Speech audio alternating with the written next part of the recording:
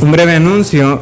Se les recuerda a los hermanos que estamos solicitando ayuda para la organización de la conferencia familiar. Entonces, todos aquellos interesados que tengan ese deseo, por favor, hablar con los diáconos o con los pastores. Busquemos en nuestras Biblias Daniel capítulo 3.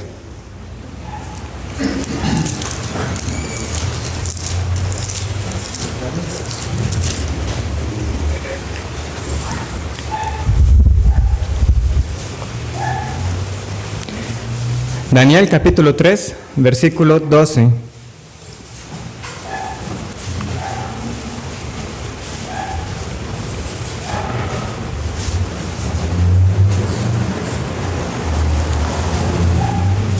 Daniel 3, 12. Después de Ezequiel, dice así: hay unos varones judíos, los cuales pusiste sobre los negocios. Estos son los hombres hablándole a Nabucodonosor, el rey de Babilonia. Hay unos varones judíos, los cuales pusiste sobre los negocios de la provincia de Babilonia: Sadrach, Mesach y Abed-nego. Estos varones, oh rey, no te han respetado, no adoran tus dioses, ni adoran la estatua de oro que has levantado. Entonces Nabucodonosor dijo con ira y con enojo que trajesen a Sadrach, Mesach y Abed-nego. Al instante fueron traídos estos varones delante del rey. Habló Nabucodonosor y les dijo: es verdad, Sadrach, Mesach y Abed-nego, que vosotros no honráis a mi Dios, ni adoráis la estatua de oro que he levantado. Ahora pues, ¿estáis dispuestos para que al oír el son de la bocina, de la flauta, del tamboril, del arpa, del salterio, de la zampoña y de todo instrumento de música, os postréis y adoréis la estatua que he hecho? Porque si no la adorareis, en la misma hora seréis echados en medio de un horno de fuego ardiendo. ¿Y qué Dios será aquel que os libre de mis manos? Sadrach, Mesach y Abed-nego respondieron al rey Nabucodonosor, diciendo: no es necesario que te respondamos sobre este asunto. He aquí nuestro Dios, a quien servimos, puede librarnos del horno de fuego ardiendo, y de tu mano, rey, nos librará. Y si no, sepas, oh rey, que no serviremos a tus dioses, ni tampoco adoraremos la estatua que has levantado. Entonces Nabucodonosor se llenó de ira, y se demudó el aspecto de su rostro contra Sadrach, Mesach y Abed-nego, y ordenó que el horno se calentase 7 veces más de lo acostumbrado. Y mandó a hombres muy vigorosos que tenía en su ejército que atasen a Sadrach, Mesach y Abed-nego para echarlos en el horno de fuego ardiendo. Entonces estos varones fueron atados con sus mantos, sus calzas, sus turbantes y sus vestidos, y fueron echados dentro del horno de fuego ardiendo. Y como la orden del rey era apremiante y lo habían calentado mucho, la llama del fuego mató a aquellos que habían alzado a Sadrach, Mesach y Abed-nego. Y estos 3 varones, Sadrach, Mesach y Abed-nego, cayeron atados dentro del horno de fuego ardiendo.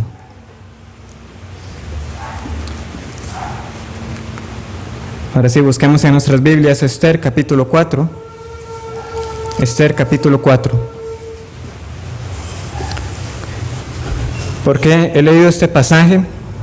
Hay una frase clave que Sadrach, Mesach y Abed-nego dicen: y si no, oh rey, sepa. Están contemplando la posibilidad de que en efecto Dios no los liberara del horno de fuego. Y en efecto fueron echados. Esto será importante al final del sermón. La semana pasada vimos el origen del conflicto que desencadenó la situación que estaba poniendo a los judíos en peligro de muerte. Y de paso también me enteré cuál era la razón de que el derecho de ingeniería se llevara en ley. No sabía los motivos, pero un efecto secundario. El punto es que el capítulo al que estamos llegando hoy Esther capítulo 4, es como el capítulo central para muchos. La importancia que tiene sobresale porque es el capítulo en el cual muchos van a considerar que se tiene la alusión más directa a Dios posible, la alusión más directa a la providencia de Dios. E incluso algunos van a decir que el nombre indirectamente se menciona. Ya eso lo veremos. El punto es que han pasado 9 años para que nosotros lleguemos acá. 9 años. Que no perdamos de vista porque ha sido importante estudiar los capítulos que están antes para comprender la importancia de este momento. Empezamos en el 3er año de Asuero y se nos pinta el imperio persa, imponente, majestuoso, pero a la vez con sus excesos y con sus ocurrencias, con un rey que es el más vivo retrato de todos esos excesos que tenía este imperio. Un rey dado a la gula, a la bebida, que fácilmente podía ser burlado para recibir cualquier consejo que le dieran y firmar decretos irrevocables como si nada. Luego el capítulo 2 nos mostró la lujuria de este hombre. Y llega el capítulo 3 y nos muestra también la codicia de este rey. Por todo lado, cada vez se nos describe un rey verdaderamente malo bajo el cual estar sometido. Pero ¿por qué se nos cuenta todo eso sobre el reino? Porque precisamente en medio de esas fiestas y esos excesos, la reina que estaba antes de Esther, Vasti, se le opone y le dice: yo no voy a ser objeto para ser presentado como un aditamento más del reino, y fue destituida. Y como parte de eso, un edicto salió para que cada hombre afirmara su autoridad en la casa. Y eso, con lo que estaban logrando con eso, era que todo el reino se enterara de que Asuero tenía problemas en el hogar. Y la segunda parte era buscar una que fuera mejor que Vasti, que en ese contexto era alguien que fuera todavía más sumisa y que le aguantara todos estos comportamientos al rey. Y por eso vimos el capítulo 2, que nos presentó a Esther y a Mardoqueo. Un concurso superficial, un juez lujurioso. Pero el punto es que Esther llega al trono. Cumplía con los requisitos con creces, pero llegó al trono. Y no fue ninguna casualidad. ¿Por qué? Porque se nos dice que ella hallaba gracia delante de cada persona que la veía. Y también en ese momento Mardoqueo denuncia una amenaza contra la vida del rey Asuero y simplemente es anotado. No hubo recompensa en ese momento para Mardoqueo. Y Esther llegó al trono, pero se nos dice que Asuero la amaba más que a otras mujeres. Es decir, Asuero seguía amando a otras mujeres.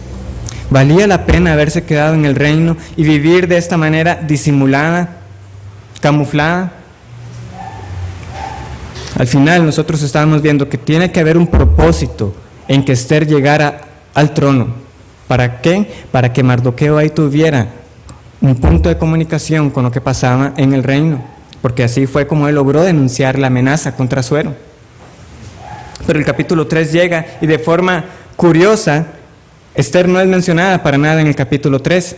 Se nos explica ese origen del conflicto, cómo entre amalecitas y hebreos no se llevaban para nada, y que en particular Mardoqueo y Amán todavía era más intensa esa enemistad, porque fue precisamente por fallar en un mandato contra los amalecitas que el reino le fue quitado a la tribu de Benjamín, de donde viene también Mardoqueo. Y Amán echa las suertes, 11 meses son determinados, la ciudad está confundida. Pero ¿qué pasa con Asuero y Amán? Están tomando unos tragos, como si nada pasara afuera. Parece que el palacio es inmune a todo lo que no sea alegría. Pero ¿qué de Esther? Algo tiene que estar pasando por la mente de uno. ¿Qué va a hacer Esther, siendo ella la reina del imperio persa? Este es un sermón que he anticipado desde el momento que prediqué Ruth capítulo 3, porque viene a cerrar o a hacer mancuerna con el tema que inicié con Ruth 3. Y esto es tomar decisiones arriesgadas. Es mi anhelo esta noche que nosotros nos despojemos de querer y abrazar una vida cómoda, de que nos apeguemos más a las bendiciones de Dios que al dador de ellas, y que Dios envíe lo que tenga que enviar para que tomemos decisiones arriesgadas por su causa, por su reino y para la edificación de su pueblo. Oremos.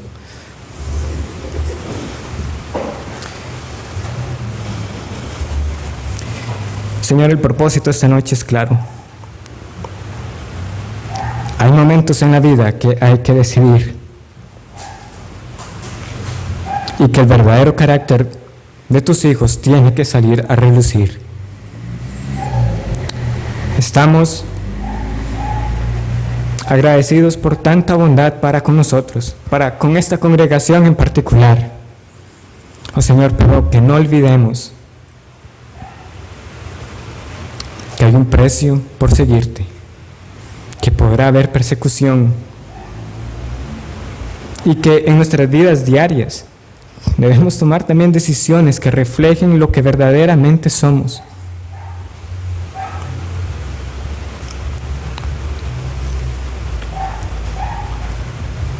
Nos maravillamos de cómo toda esta situación la vas a usar para que instrumentos débiles como Mardoqueo y Esther lo entiendan de esta manera, y queremos nosotros también así sentirlo. En el nombre de nuestro Señor Jesucristo. Amén.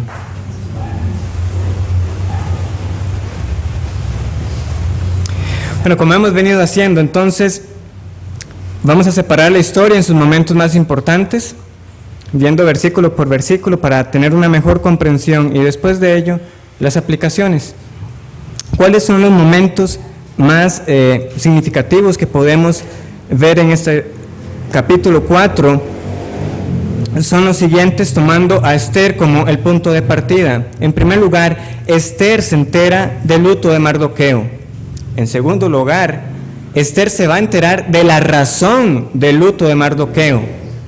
Y por último, Esther se va a arriesgar para poner fin al luto. Vamos al primer punto entonces. Esther se entera del luto de Mardoqueo. Y eso lo vemos en lo que va a suceder a partir del versículo 1.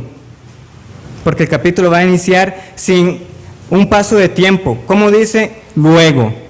No empieza como los demás, que pasado algún tiempo o en el año tal de Asuero.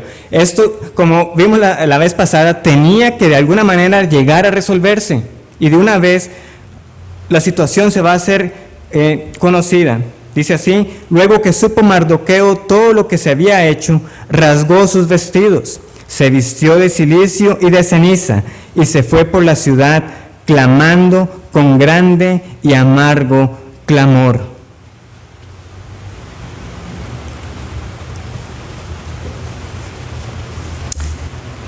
Mientras Amán y Asuero bebían como si nada, la ciudad, habíamos visto, estaba en confusión.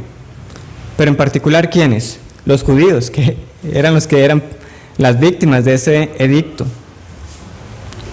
Y recordando este aspecto, hermanos, de las decisiones, de los riesgos, imaginémonos estar a la par de Mardoqueo y hacerle la siguiente pregunta: Mardoqueo, de haber sabido que este edicto iba a salir y que no sería solamente su vida la que Amán quería, usted se hubiera arrodillado para evitarlo. Usted se hubiera devuelto en el tiempo y hubiera dicho: hubiera preferido arrodillarme ante Amán que haber puesto a todo el pueblo en peligro por mi causa. Porque podemos decir que es Amán el responsable, Mardoqueo el responsable de esto. Él no se arrodilló, Amán se llenó de ira y un edicto salió. Identifiquémonos con lo que sucede,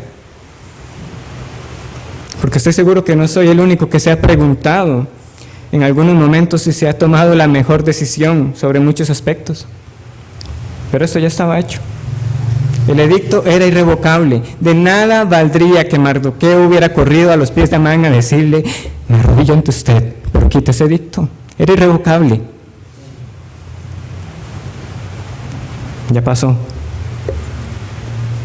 Y Mardoqueo, como alguien cercano al reino, claramente se iba a enterar antes que los demás. Se iba a enterar antes que los demás. Entonces, ¿qué iba a hacer? Se iba a echar a llorar y entregarse resignado a ese destino que le estaban planteando y planeando, y pues resignarse y disfrutar los 11 meses de vida que quedaban. ¿Eso iba a ser Mardoqueo? ¿Iba Mardoqueo a echarse a llorar desconsolado o perseguía un propósito en este duelo que nosotros estamos leyendo? Pues continuemos, versículos 2 y 3. Y vino hasta delante de la puerta del rey, pues no era lícito pasar adentro de la puerta del rey con vestido de cilicio. Y en cada provincia y lugar donde el mandamiento del rey y su decreto llegaba, tenían los judíos gran luto, ayuno, lloro y lamentación. Cilicio y ceniza era la cama de muchos. La reacción de Mardoqueo es la misma que van a tener los demás judíos. Llega un edicto diciendo: su vida tiene los días contados. Y ayuno, cilicio, lloro. Cilicio y ceniza era la cama de muchos, nos dice el versículo.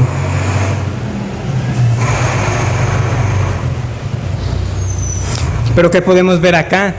Mardoqueo ya no tiene motivo alguno para ocultar quién es él, sino que ahora lo vemos identificándose con los demás.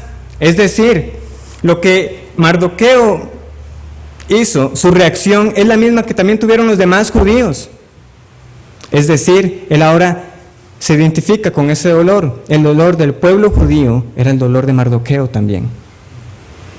Ya no hay por qué ocultar quién es, cuál es su nacionalidad. Una situación extrema, pero fue lo que se requirió para identificarse como lo que se era. Y eso también aplica para quienes están creyendo su propia mentira, porque vendrán situaciones que harán ver que usted se está identificando con el pueblo de Dios cuando no es parte del pueblo de Dios. Pero veámoslo en el sentido positivo. Cuando llegue el momento, ahí se verá quién es. Pero Mardoqueo no solamente recorre públicamente la ciudad por todo lado mostrando ese dolor. Él lo hace bien intencionado. Porque ¿dónde llega Mardoqueo al final después de ir por toda la ciudad? Nos dice que llegó hasta la puerta del rey, en el versículo 2, hasta delante de la puerta del rey. Hay un propósito en llegar hasta ahí. ¿Y cuál es ese propósito? Que la situación sea conocida a la reina. Que la situación sea conocida. ¿Por qué? Porque esto es lo que está pasando. Lo que sucede afuera del pueblo, o afuera del palacio, mejor dicho, para adentro, nada pasaba. Mientras Asuero y Amán bebían, la ciudad estaba confundida. ¿Y qué se nos dice además?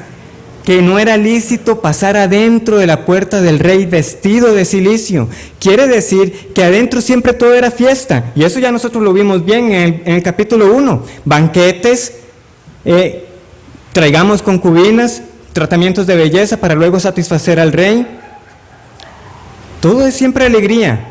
Que nadie aquí me venga vestido de luto, con lágrimas, porque aquí en el palacio solo sabemos de fiesta y diversión.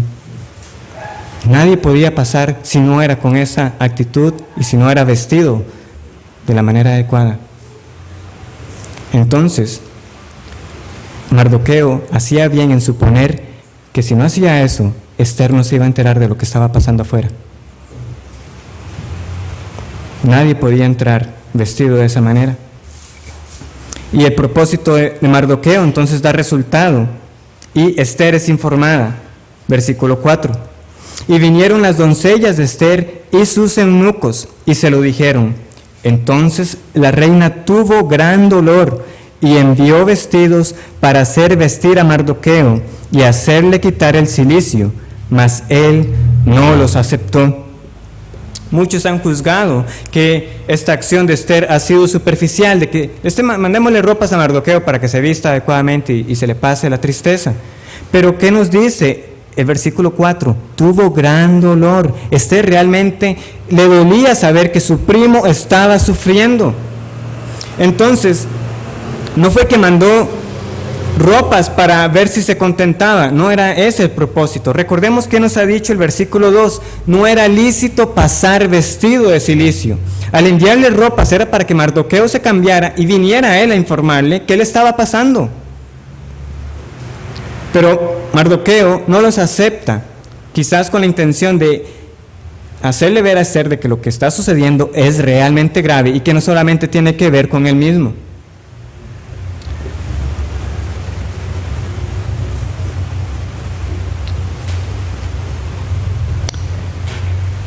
En Ruth capítulo 3, cuando tuvimos la serie, parte del consejo de Noemí, la suegra de Ruth, fue que también Ruth se cambiara. En ese caso fue para que Boaz se animara a proponer. Pero vemos que hay algo en que estar vestido de luto inhibía a que ciertas acciones se dieran.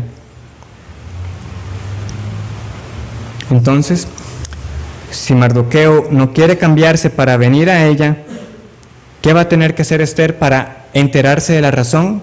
Enviar a un mensajero. Y con eso llegamos al segundo momento, cuando Ester se entera de la razón del luto de Mardoqueo. Ella tiene que enviar un mensajero. Versículo 5. Entonces Ester llamó a Atac, uno de los eunucos del rey, que él había puesto al servicio de ella, y lo mandó a Mardoqueo con orden de saber qué sucedía y por qué estaba así. Salió pues Atac a ver a Mardoqueo a la plaza de la ciudad que estaba delante de la puerta del rey. Y Mardoqueo le declaró todo lo que había acontecido y le dio noticia de la plata que Amán había dicho que pesaría para los tesoros del rey a cambio de la destrucción de los judíos. Le dio también la copia del decreto que había sido dado en Susa para que fuesen destruidos, a fin de que se la mostrase a Ester y se lo declarase, y le encargara que fuese ante el rey a suplicarle y a interceder delante de él por su pueblo. Vino Atac y contó a Ester las palabras de Mardoqueo. El requerir un mensajero nos enseña también que no era fácil para las mujeres del palacio salir, y que la reina Ester tampoco era la excepción. Ella no podía salir como si nada a ver a Mardoqueo. Por eso requiere de un mensajero, en este caso Atac, el eunuco, quien tiene que haber sido alguien de confianza para encomendarle esta labor, porque es muy expresiva en lo que requiere, saber qué sucedía y por qué estaba así, nos dice el versículo 5. El resto del texto nos enseña que justamente de la manera como Mardoqueo se enteró de la amenaza contra el rey, de manera similar tuvo que haberse enterado del decreto de Amán, porque lo sabe con detalle. Le dice el monto que Amán ha prometido. O sea, Mardoqueo lo sabe. Él merodeaba lo suficientemente cerca, tenía los contactos necesarios para él enterarse muy bien de muchos de los asuntos que pasaban dentro del palacio. Y entonces veamos todo lo que le dice. O sea, él sabe el monto que iba a ser pesado, que eran los judíos, que además le da una copia del decreto. O sea, antes que los demás, ya Mardoqueo estaba más que enterado. Pero claramente no solamente informa la situación, sino que él espera que Ester no se vaya a quedar con los brazos cruzados.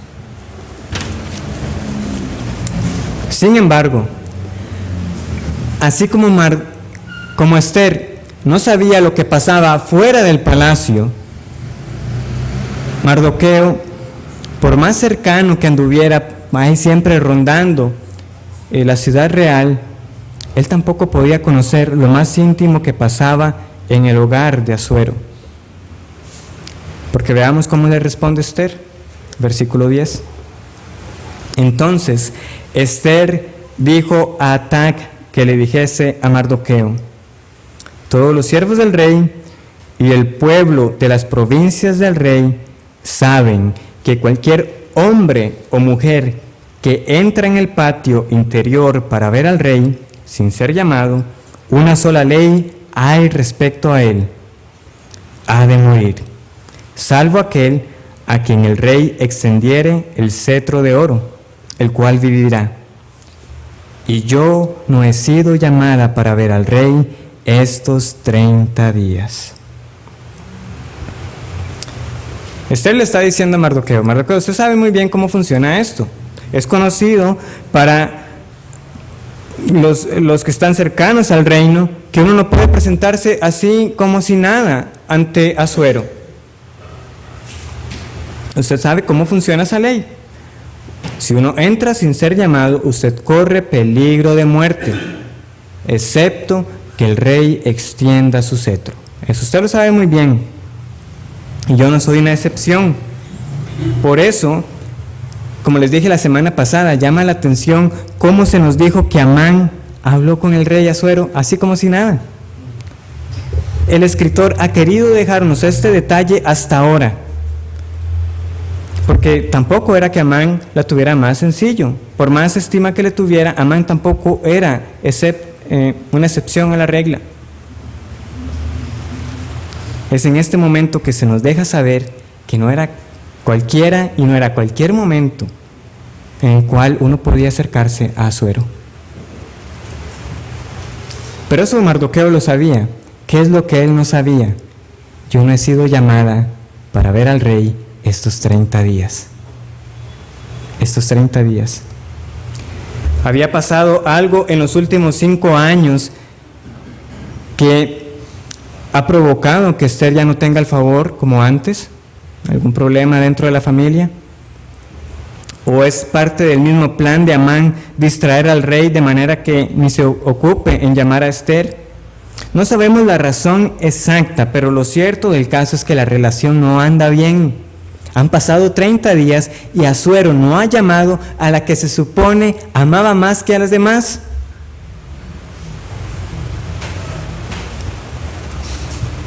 Y recordemos, Asuero era un hombre lujurioso, difícilmente iba a pasar 30 días solito.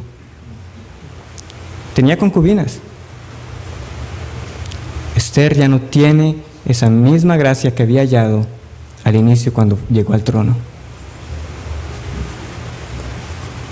En resumen, ¿qué le está diciendo Esther a Mardoqueo? Primo, yo tengo 30 días de no ver al rey. ¿Usted sabe lo que eso significa? ¿Usted piensa que yo tengo todavía el mismo favor como antes? Presentarme difícilmente va a cambiar las cosas. Y más bien, voy a morir sin lograr lo que usted me ha pedido. El hecho no es que Esther tuviera miedo. Vamos a ver la resolución que ella toma al final. Definitivamente no era una mujer cobarde. Lo que está diciendo es, esto es inútil. ¿Para qué voy a presentarme al rey cuando él no me ha llamado en tantos días?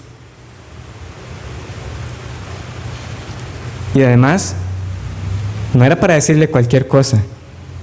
Parte de lo que Esther tenía que decir también implicaba decirle a Asuero: yo no he sido honesta con usted todo este tiempo. Yo soy una judía también. O sea, me está poniendo en una posición en la cual tengo que llegar a decirle a mi esposo que le he mentido por unos años y que además voy a llegar en el momento inoportuno. ¿Qué va a responder Mardoqueo una vez que sepa las razones de Esther para no presentarse? La respuesta no pudo ser más directa. Versículo 13. Entonces dijo Mardoqueo que respondiesen a Esther: Y notemos el cambio. Hasta el momento, el diálogo se nos ha presentado narrado, pero aquí se nos van a dar las palabras que ellos cruzaron por medio del mensajero. Versículo 13. Entonces dijo Mardoqueo que respondiesen a Esther: no pienses que escaparás en la casa del rey más que cualquier otro judío, porque si callas absolutamente en este tiempo, respiro y liberación vendrá de alguna otra parte para los judíos. Mas tú y la casa de tu padre pereceréis. Y quién sabe si para esta hora has llegado al reino. Y esos son los versículos particularmente sobresalientes en los cuales muchos quieren ver la intervención divina en este libro. Y particularmente la expresión que dice: liberación vendrá de alguna otra parte. De alguna otra parte. Hay quienes, y son varios, que dicen esta palabra parte es una referencia a Dios. Liberación vendrá de alguna otra parte. Sin embargo, hay una consideración de peso por la cual yo no tomo que alguna otra parte se refiere a Dios. Porque ¿cómo leeríamos eso literalmente? Liberación vendrá de algún otro Dios, de algún otro Dios. Eso tiene muchas implicaciones, porque Esther y Mardoqueo ciertamente han tenido una vida doble, tratando de pasar desapercibidos, pero la idolatría o el servir a otros dioses no es una de esas características que hemos criticado de parte de ellos. Además, estaría poniendo la liberación que podría venir de alguna otra manera con la liberación que podría venir por parte de Esther. ¿Acaso no podía Dios liberar al pueblo por medio de Esther? Yo creo que esa es la intención con la pregunta que Mardoqueo cierra. ¿Y quién sabe si para esta hora has llegado al reino? ¿Era que no había confianza en que Dios pudiera efectuar un milagro? No, no es eso. Pero es que los milagros han tenido sus momentos determinados en la historia. Es decir, esos milagros que han servido para confirmar al mensaje y al mensajero como parte que vienen enviados de parte de Dios, solo han sido 3 momentos. La época de Moisés y Josué, la época de Elías y Eliseo, y la época de Cristo y los apóstoles. Aparte de ello, uno va a encontrar unos casos muy aislados. Esas han sido las épocas en que Dios ha utilizado los milagros para confirmar su mensaje a sus mensajeros y para traer la liberación. Ellos tienen años de no ver milagros. ¿Por qué iban a pensar que iba a ser esta vez por medio de un milagro que Dios los iba a rescatar?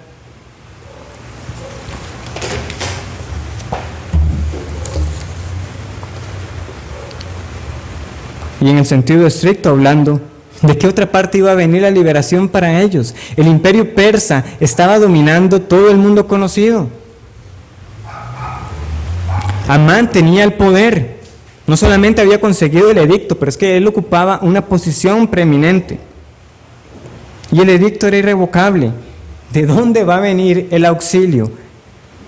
Y la intervención divina, la providencia divina está en la pregunta: ¿y quién sabe si para esta hora has llegado al reino? Esther, ¿qué piensa usted sobre la posición que usted ocupa? ¿No cree que ha sido más bien Dios quien la ha puesto ahí para este preciso momento? Esa es la intervención de Dios. Ese fue el propósito de que ella hallara gracia delante de las personas que calificaban ese concurso. Para esta misma hora. ¿O usted piensa que la liberación va a venir de otra manera? Ese es el sentido. Y él se lo está diciendo. Usted y la casa de su padre, y eso incluye a Mardoqueo, porque son familia. Todos vamos a morir. ¿Usted piensa que vamos a escapar?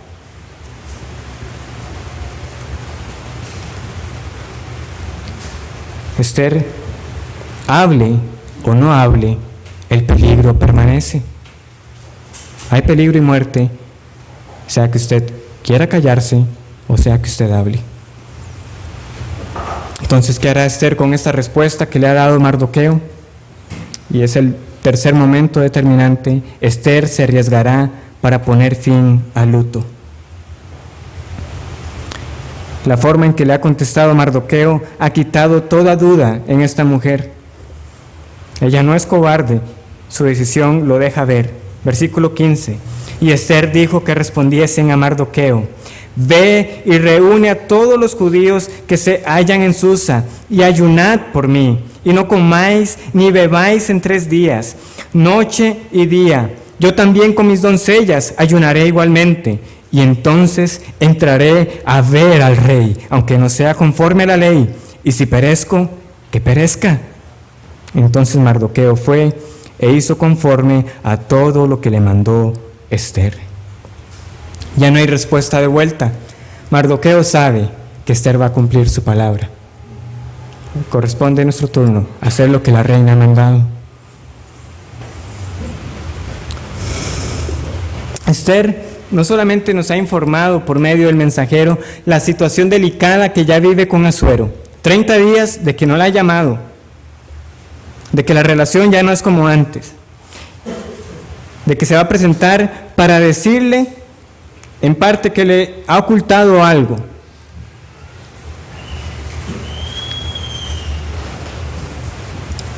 Pero además, también va a tener que decirle que ha sido él en parte responsable por ese edicto que ha salido, y sabemos que Asuero no se caracteriza por responsabilizarse por sus acciones. Recordemos en el capítulo 2 que él se acordó del edicto que había. O sea, es como, es por el edicto que ya no puedo tener a Vasti, y fue él el que lo había firmado. Pero además, Esther está tomando una acción que parece ir en contra de cualquier oportunidad para ganar el favor, que dice que va a ayunar por 3 días. 3 días. La mayoría de los ayunos que nosotros leemos en las Escrituras son de un día. Dice, y ayunaron hasta que llegó la noche. Un día. Hay unos casos excepcionales, por ejemplo, cuando Saúl muere, precisamente Saúl, el benjamita de la familia de Mardoqueo, se nos dice que los hombres ayunaron 7 días por Saúl. David posiblemente ayunó 7 días también por el bebé que iba a morir. Y claro, tenemos a nuestro Señor Jesucristo cuando sale al desierto, pero en general el ayuno es un día. Pero ella está diciendo aquí 3. Y no es tanto la cantidad de días, sino los efectos que tienen 3 días de ayuno en una persona. Recordemos el tratamiento de belleza que incluía buena alimentación. Las mujeres eran alimentadas. El rey quería ver mujeres alentadas, con cachetes, digamos. O sea, tenía que verse. Ustedes entienden esa expresión, ¿verdad? Se ve alentado. Después de 3 días, ¿cómo se va a presentar esta mujer? ¿Cómo se va a presentar esta mujer? Siendo un rey tan superficial,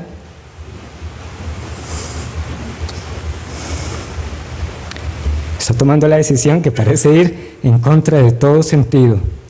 Mardoqueo, esto hay que ponerlo en ayuno, 3 días, y yo me presentaré. Y si muero, pues que muera. Y si perezco, que perezca.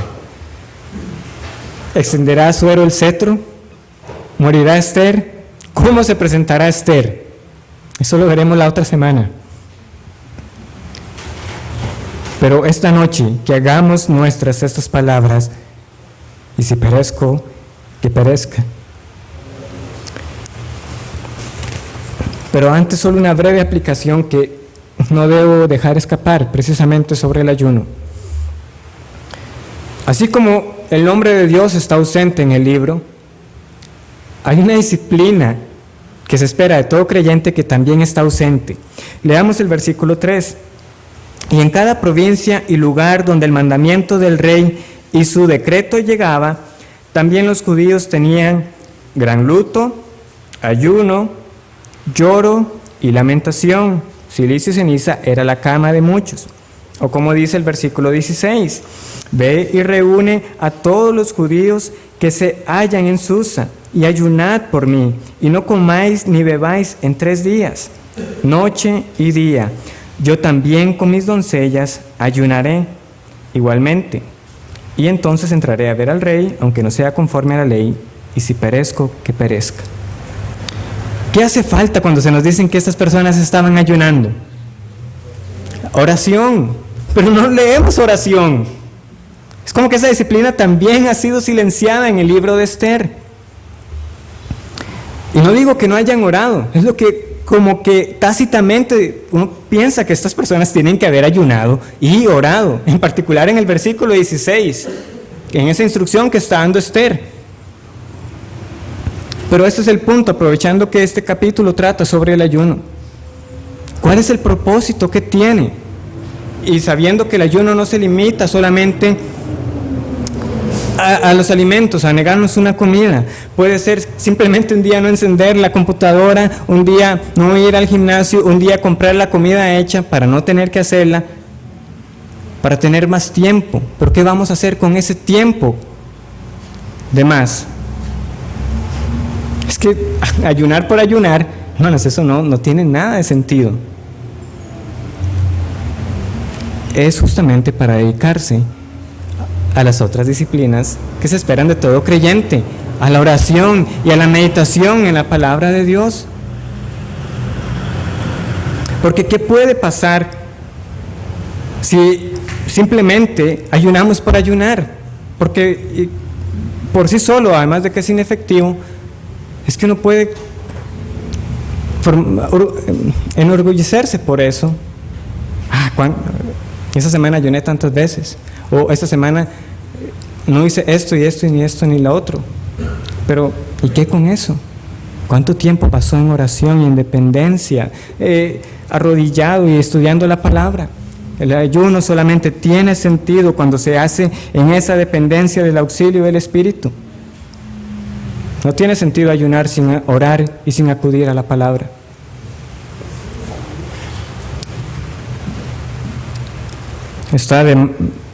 Es claro que el ayuno es una de las disciplinas menos practicadas. No es necesario hacer una encuesta para darse cuenta de ello.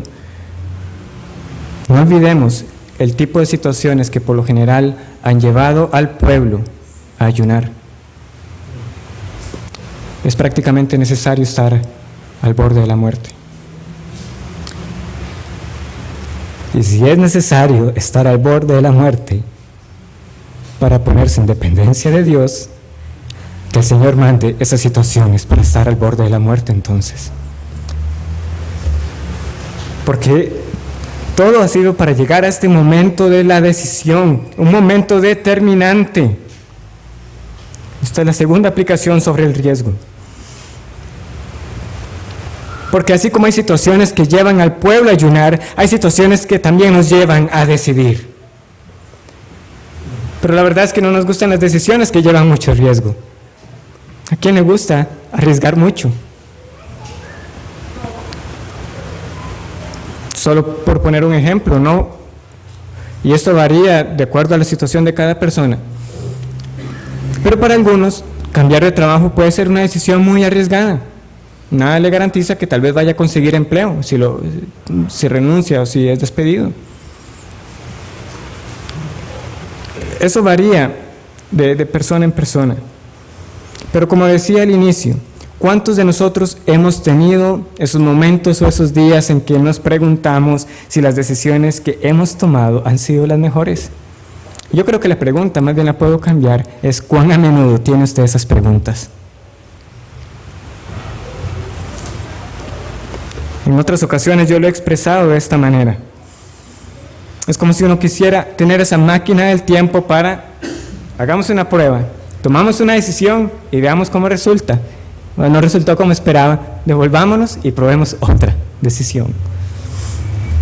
O como los que le hacen a los juegos de video, saben que uno puede guardar el progreso hasta cierto punto. Y usted guarda, va y trata de resolver la misión o de derrotar al villano, lo que sea. Y si falla, no pasa nada. Usted se devuelve al lugar donde guardó por última vez y sigue intentando. Y ahí se pasan las horas. Pero no podemos hacer eso. No podemos hacer eso. Lo más que podemos es estar pensando y pensando. Tomé la mejor decisión, hice lo correcto. Imagínense ahora como un jugador de fútbol que está viendo una repetición de cómo falló un gol. Y cada vez ve, y es que se le hubiera pasado, o es que se le hubiera pegado de esta manera, si hubiera hecho esta finta, o más bien hice una finta además. Si hubiera. Y usted también se pregunta, ¿y si hubiera hecho esto? ¿Si hubiera dicho aquello? ¿Si no hubiera dicho aquello? Pero es como volver a las repeticiones, no importa cuántas veces la vea, el resultado no va a cambiar. Ya está hecho.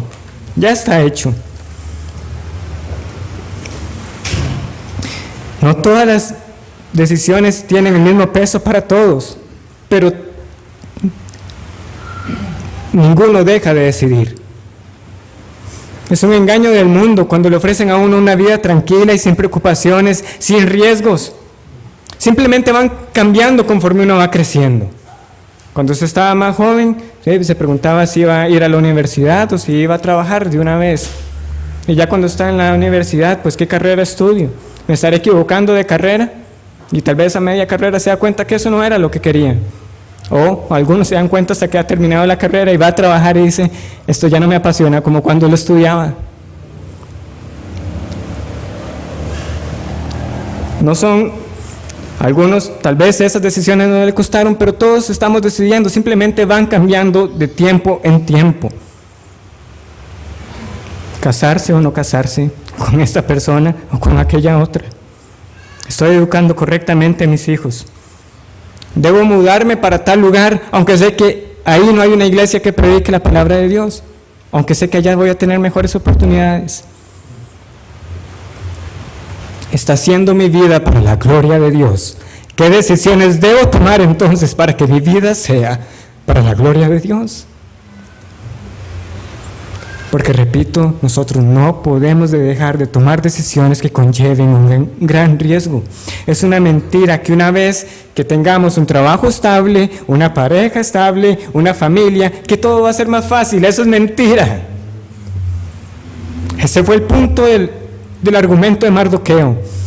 Esther, usted dice que está en peligro de muerte por ir y hablar al rey y presentarse en el momento que no la ha llamado. Pero si usted se calla, no piense usted que va a escapar a la muerte por quedarse callada. Hable al rey, está en peligro de muerte. Cállese y está en peligro de muerte porque un edicto para matar a todos ha salido. Es un engaño que uno puede escapar a la muerte o a las decisiones que hay que tomar en cierto punto de la vida, por más que tratemos de posponerlas. Y aquí es donde viene el caso de Ruth. Cuando Ruth siguió el consejo de Noemí para ir al campo de Booz, eso fue una decisión arriesgada. Uno dice, pero era para que el hombre se animara a pedir matrimonio, sí, pero la forma en que se hizo estaba poniendo en peligro la virtud de Ruth y podía costarle la vida, al igual como esta decisión le puede costar la vida a Esther. Y esto es sorprendente, o no le sorprende, porque Ruth no sabemos si era bonita o fea. Lo más posible es que no fuera muy bonita, pero fue una mujer de valor, virtuosa, que trabajó, pobre pero trabajaba, se hizo cargo de su suegra, compartió el techo con ella, y Jehová recompensó el trabajo de ella. Y ahora tenemos ¿a quién? A Esther, la joven, la hermosa, la que vive en el palacio, no tiene que trabajar, le trabajan a ella. Quedó huérfana, pero no quedó desamparada. Mardoqueo la crió como una hija. Ruth quedó viuda y una suegra que alimentar. Un gran contraste entre estas dos mujeres. Una corría peligros cuando la siega se acabara, cuando ya llegara el fin de la cosecha, y a la otra nada le faltaba. Lo único que parecen tener en común es que aunque Esther no era viuda, tampoco podía decir que tenía un marido. Pero después de ahí, es una vida de contraste. ¿Pero qué pasó? Ambas tuvieron que tomar una decisión que ponía en peligro sus vidas. Sus vidas corrían peligro por una decisión. Ambas tenían que decidir y actuar.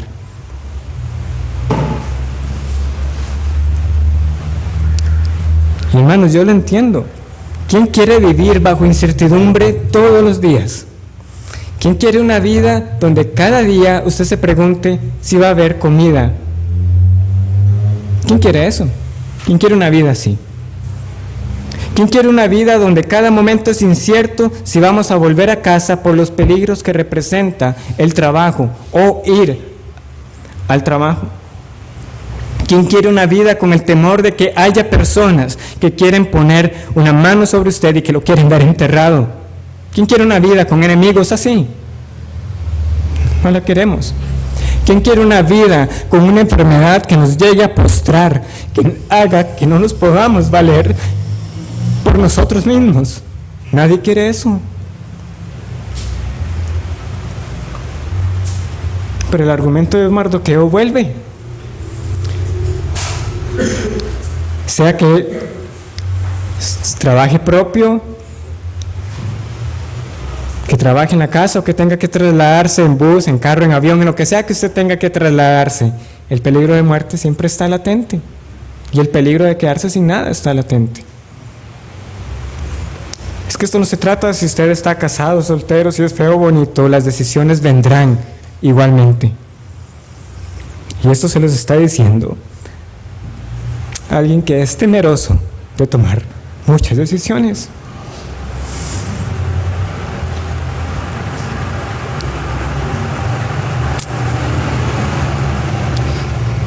Porque yo mismo vivo circunstancias sobre seguir o no seguir, intentar o dejar pasar, porque llega ese momento en que la incertidumbre se lo llega a comer a uno, lo devora. Hay quienes sus vidas parecen ser idénticas a hace 2, 5, 10 años. ¿Por qué? Porque por temor a tomar decisiones prefieren quedarse inmóviles, sin hacer nada. Pero eso es también decidir. No voy a hacer nada.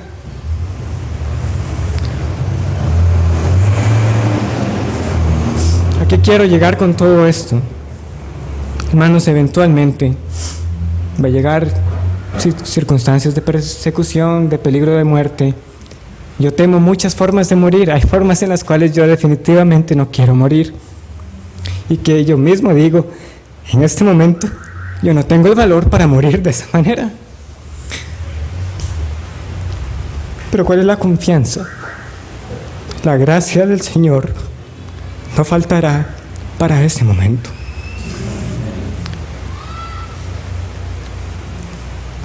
Porque sea un horno de fuego literal o un cáncer doloroso, la gracia de Dios sostendrá para que llegado el momento uno pueda dar testimonio de que uno no está aferrado a esta vida. Y antes de que me vayan a malinterpretar, hermanos, yo no estoy llamando aquí para que vayamos ahora y tomemos decisiones alocadas, insensatas. Es simplemente que no vayamos a aferrar las bendiciones de esta vida más que a Dios mismo. Porque puede llegar el momento en que toda esa comodidad puede faltar.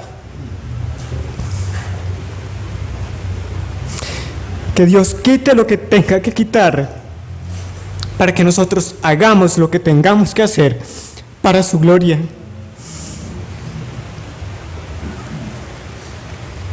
Y para la edificación de su pueblo, aunque nos cueste la vida. Como decía Sadrach, Mesach y Abednego, ¿puede librarnos Dios del horno de fuego? ¡Claro que puede! Nabucodonosor, nuestro Dios tiene el poder para sacarnos de ese horno de fuego, pero si no lo hiciera, igual no vamos a postrarnos ante usted,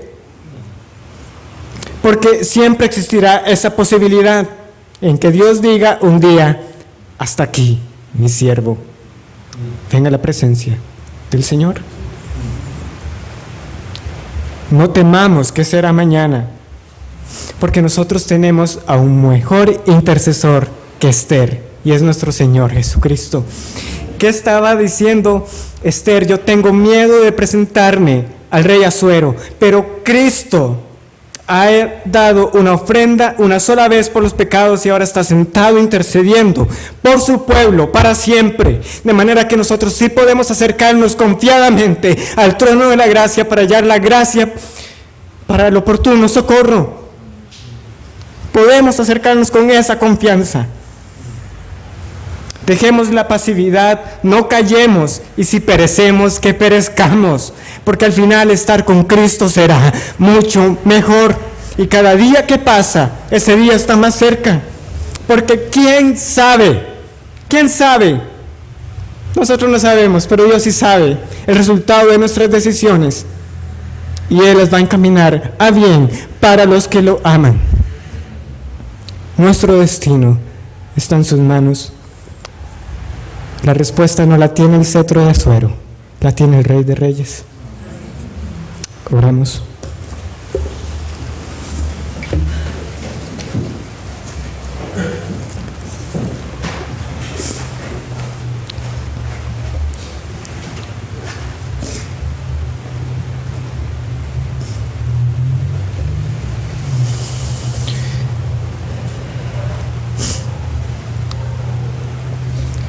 Padre, conoce nuestros corazones, somos débiles. Tenemos tus promesas, pero aún así flaqueamos. Dudamos.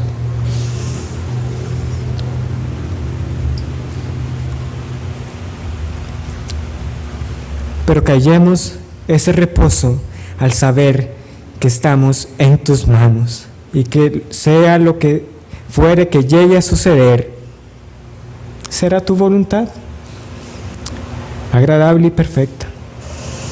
Oh Padre, que no nos aferremos a esta vida como si fuera lo único que tuviéramos.